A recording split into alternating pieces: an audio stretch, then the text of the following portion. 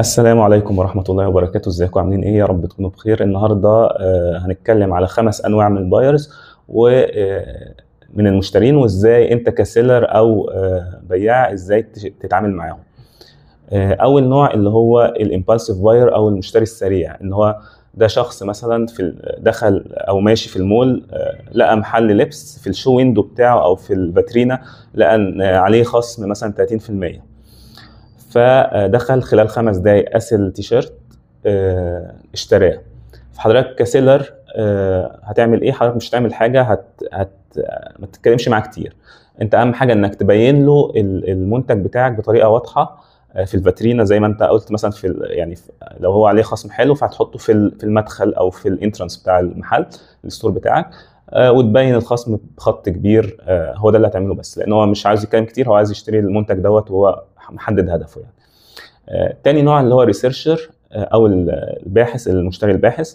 ده مثلا لو واحده عجبتها عاوز تشتري موبايل، فهتاخد اسبوعين او 3 مثلا عشان تعمل القرار دوت. ليه بتعمل ايه؟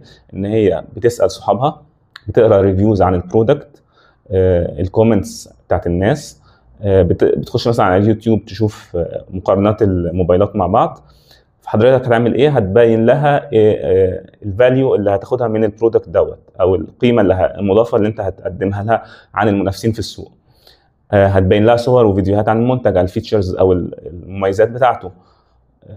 ده تاني نوع اللي هو الريسيرشر او المشتري الباحث. ثالث نوع اللي هو اللويال باير. ده شخص مثلا مده 5 سنين عمال يشتري من نفس محل الجزم، مع ان في محل تاني جنبه عامل خصومات اقوى واحسن، لكن هو دوت شخص ليه ولاء للبراند دوت وعلى طول بيشتري منه. فحضرتك هتعمل ايه؟ ان انت ما تقللش الكواليتي بتاعت البرودكتس بتاعتك خالص، تحاول تخليها بنفس المنتج، نفس الكواليتي يعني او الجوده، وتبتدي تحسسه ان هو VIP او شخص مهم، وكاستمر لويال او لويالتي كاستمر بروجرامز تستخدمها في الموضوع دوت. ان هو انت حضرتك شخص مش يعني مش عميل عادي، لا، انت حضرتك هنديك خصومات واوفرنجز مخصصه او كاستمايزد ليك انت، لان انت حضرتك بتشتري منها كتير وعميل مميز. رابع نوع اللي هو البارجن هانتر. دوت شخص بيجمع طلباته كلها، مثلا لو حد بيشتري الطلبات بتاعه البيت فخلال الشهر مثلا، فهيجي في الاسبوع بتاع الخصومات اللي هو عارفه مثلا هيبقى يوم كذا يوم كذا لكذا، وهينزل يشتري الطلبات بتاعته.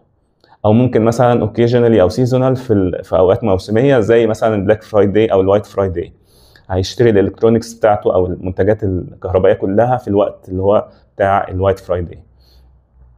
فحضرتك هتعمل ايه؟ حضرتك هتبين له ان الاوفرنجز بتاعتك قويه، تديله باكج من الاوفرز. مثلا لو بتبيع كوزموتكس او منتجات عنايه بالبشره مثلا، فهتاخد المنتجات دي مع بعض كده وهي ريليتد لبعض، وهتاخد اوفر حلو. خامس نوع والاخير اللي هو الهيزيتنت باير، اللي هو شخص متردد. هو دوت مثلا شخص عجبته ساعه اونلاين، فهيبتدي يحطها في الكارت بتاعت الاونلاين باينج، يقعد مده اسبوعين، بعدين يجي يفتح يلاقي ان الساعه خلصت او اتباعت كلها، مفيش كوانتيتي تاني.